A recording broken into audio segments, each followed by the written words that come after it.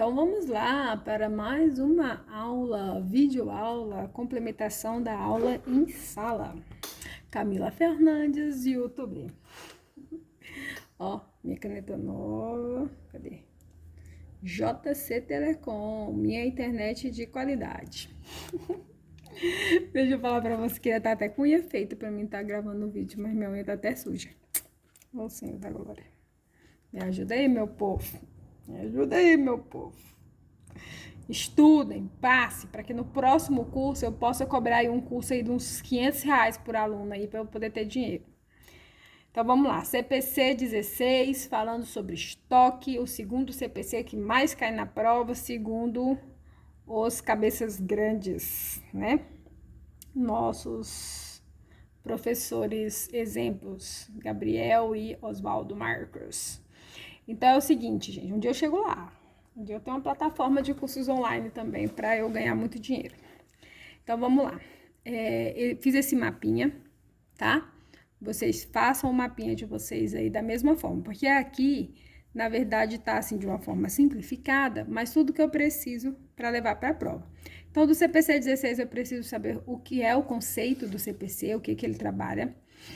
Eu preciso saber como é feita a mensuração do estoque, como é feita a valoração do estoque e como é feita a baixa do estoque, tá? Então, ou seja, eu preciso levar isso para a prova de có e salteado. Então, o conceito de estoque, a gente tem ele dividido em 3, tá? Primeiro, aquilo que é mantido para venda no curso normal dos negócios, estoque. Em processo de produção para venda, ou seja, aquilo que eu estou produzindo para depois vender, mesmo que esteja inacabado, também considera-se estoque.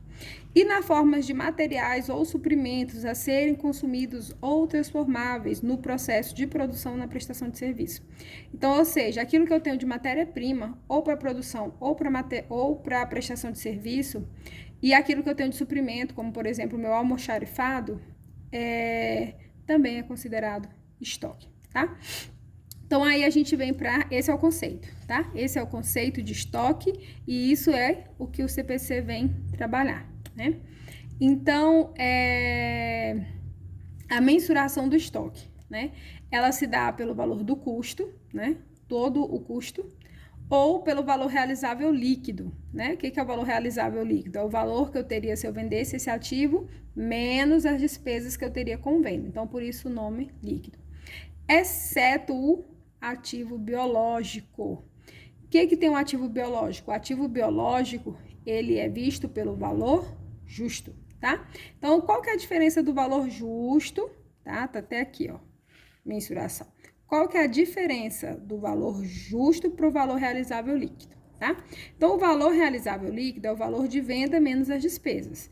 E o valor justo é o que a gente chama também de valor de mercado. Então, ou seja, o valor justo, quando eu falo valor justo, eu estou falando simplesmente no que eu vou, no valor que eu teria com a venda. Agora, quando eu falo no valor realizável líquido, eu já estou pensando no valor que eu teria com a venda e mais nos custos que eu teria de venda. Lembrando que lá no ativo biológico, o valor justo, ele é mensurado pelo valor justo, mas tem a subtração, né, dos custos até no momento da colheita, tá? Então, isso lá dentro do ativo biológico, a gente já falou sobre isso, tá? Mas aqui é só para vocês entenderem que o ativo biológico, mesmo ele estando no estoque, ele não vai ser pelo realizável líquido, ele vai ser lá pela normazinha que a gente estudou no ativo biológico, tá?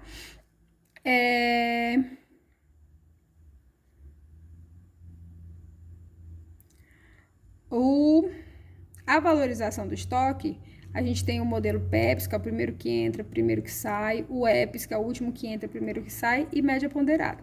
Lembrando, lá na frente, ali, a hora que a gente for falar desses métodos, eu vou falar novamente, o EPS, ele não é permitido pela legislação, tá? Mas eu já vi ele cair na prova nesse conceito, se você tá ligado, que ele não é permitido pela legislação e que tem conhecimento dele, então ele vai estar aqui. Baixa de estoque também, como que eu vou tirar a mercadoria na hora que eu fizer uma venda, como que eu vou baixar essa mercadoria do meu estoque, tá? A gente também vai ver mais adiante. Aqui também tem uma coisa legal,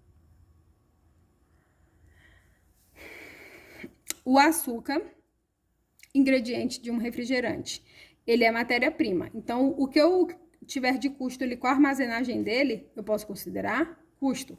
Agora, o refrigerante pronto, o que eu tiver de gastos com a armazenagem dele, eu devo considerar despesa, tá?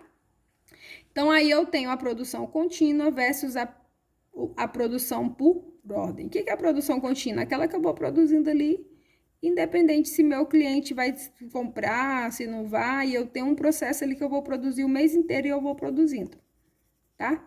Isso é produção contínua. Agora, a produção por ordem é aquilo que o meu cliente faz o pedido, eu recebo o pedido, dou entrada nesse pedido e eu começo a produzir algo ali especificamente só para aquele meu cliente. Algumas empresas, né, que podem, né, as que podem, fazem esse processo por ordem, por produção por ordem, porque economiza a questão de, por exemplo, às vezes a gente fica com o estoque parado, esperando o cliente comprar, e a gente fica com recursos parados. Agora, essa produção por ordem, a gente não tem muito estoque parado, né? Só que aí o produção por ordem, ele já tem qual a desvantagem? Às vezes, se eu tiver um cliente que precisa do meu produto de entrega imediata e eu não ter, ele pode ser que ele vai comprar em outro lugar. Então, a gente tem as duas formas de produção.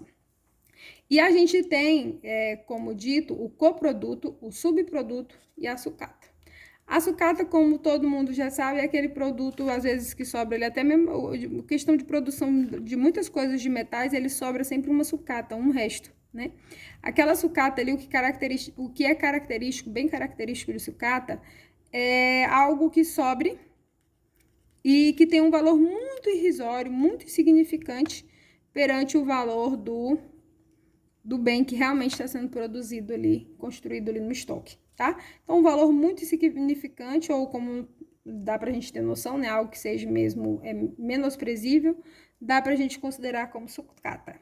Agora, um subproduto é algo que eu posso comercializar, ter uma renda, mas um valor que não seja tão mensurável como o do produto mesmo. Como, por exemplo, o soro do queijo. Então, quando eu faço queijo, o que eu vou vender? Queijo. Qual que vai ser minha renda maior? Queijo. Mas por que não considerar o soro se eu consigo reaproveitar esse soro de alguma forma, né? Muitas pessoas usam soro do queijo para alimentação de outros animais. Então, eu devo considerar a receita que o soro me causa. Porém, a receita que o soro me causa, ela vai entrar como outras receitas e não como a receita da minha atividade principal, tá? E a gente tem os coprodutos. Os coprodutos, ele é algo que, por exemplo, na hora que eu fabricar um, eu consigo fabricar o outro e os custos deles e as receitas causadas por eles são o mesmo. Então, por exemplo, quando eu estou fabricando leite desnatado, me surge o creme de leite, tá? Então, assim, eu consigo tanto ter faturamento com creme de leite em boa quantidade, quanto com leite desnatado. Então, isso eu chamo de coproduto, tá?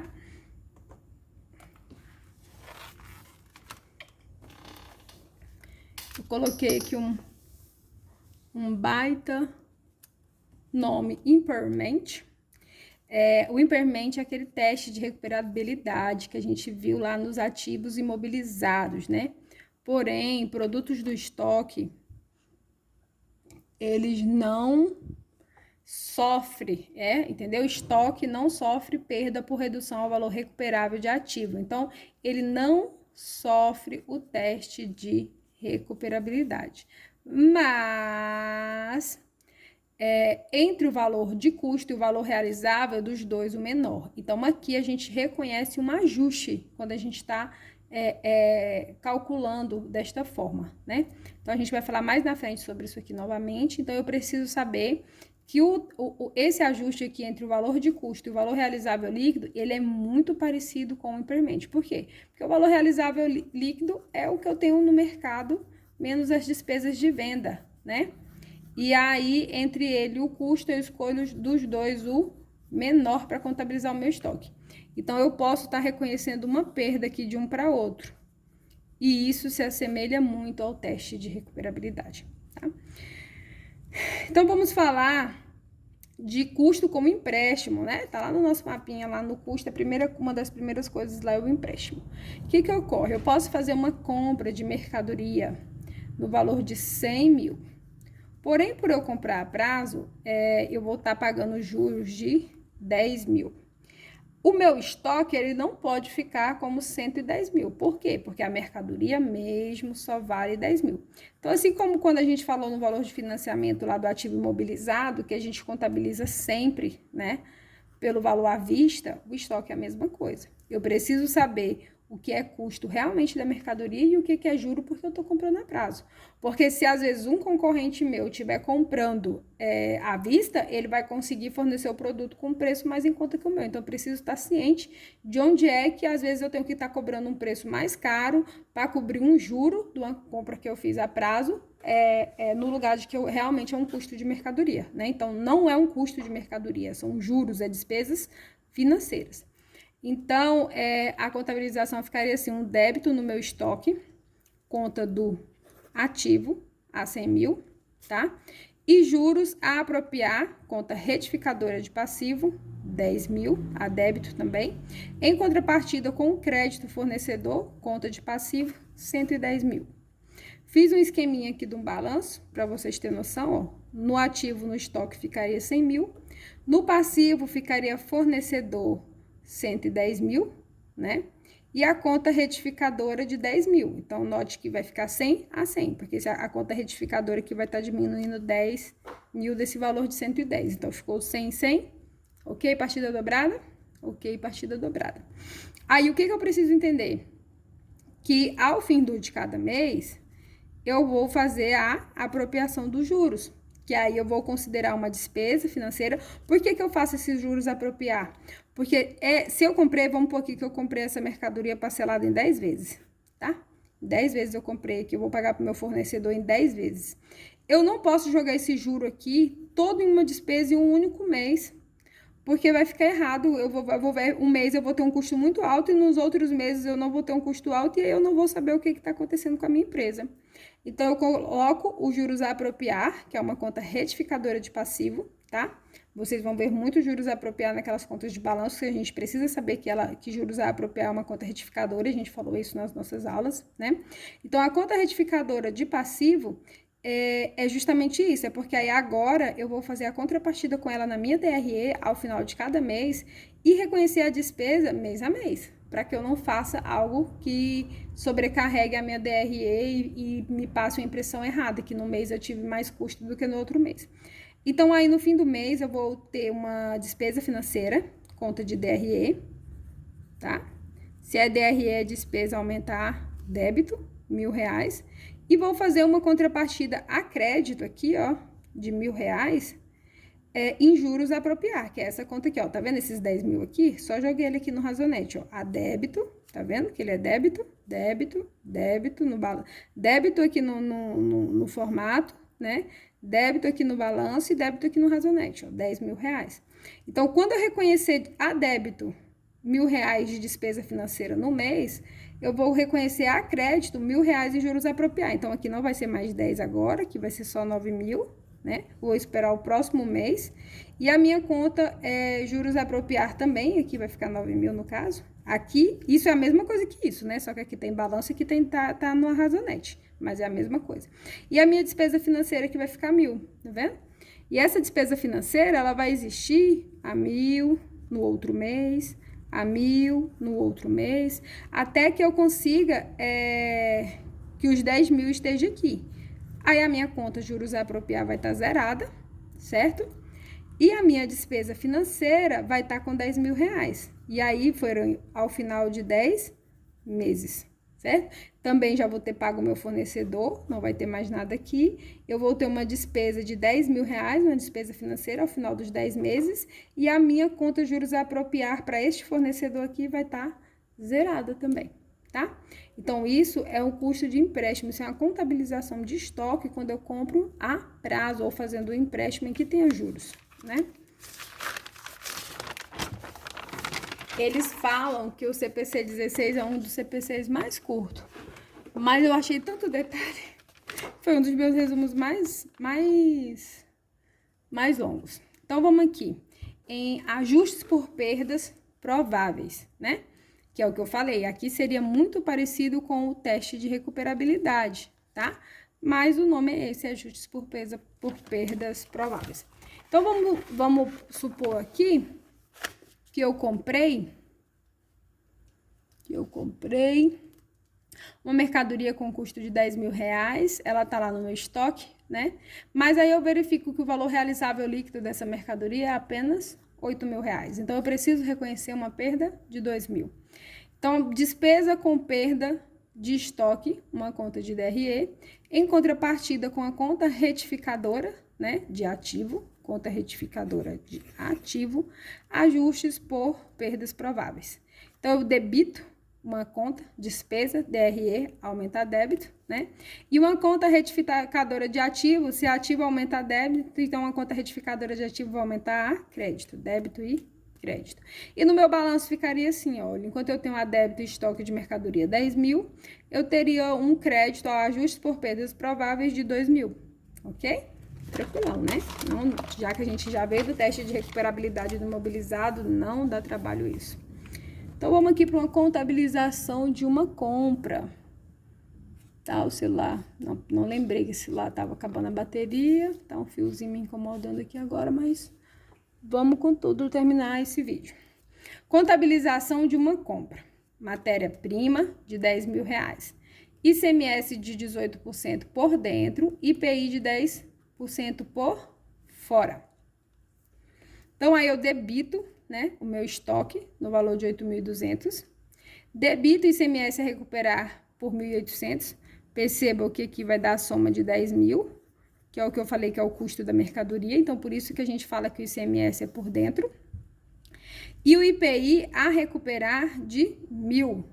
E observa-se que ele é por fora, tá? Então, ou seja, aqui tá 10 mil, aqui tá 1.000 do IPI. Então, ou seja, eu calculei os 10% em cima dos 10 mil, mas ele vem por fora. Então, eu credito o fornecedor de 11 mil, porque, ó, débito, débito, débito, em contrapartida com um crédito. Então, esses 3 dá 11 mil, que é igual ao mesmo fornecedor que eu creditei a 11 mil. Então, o que eu vou prestar atenção?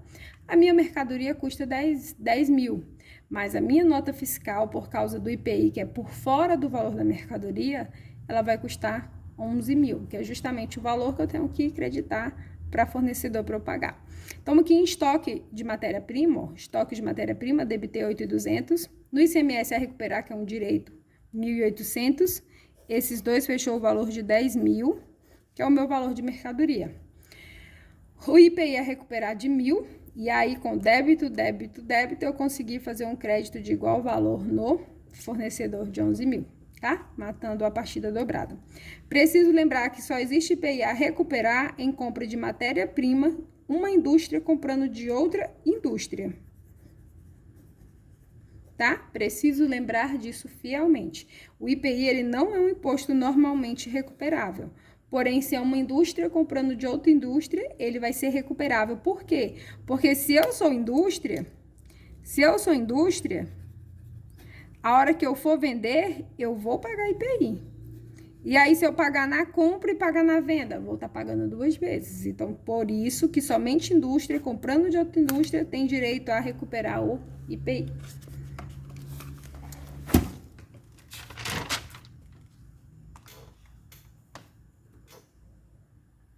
Vou finalizar o vídeo aqui, até aqui, para que eu possa mostrar uma segunda parte ainda dentro do estoque. Então, o estoque vai ser estoque vídeo 1. Aliás, acho que vai ser vários que ainda tem as atividades, né?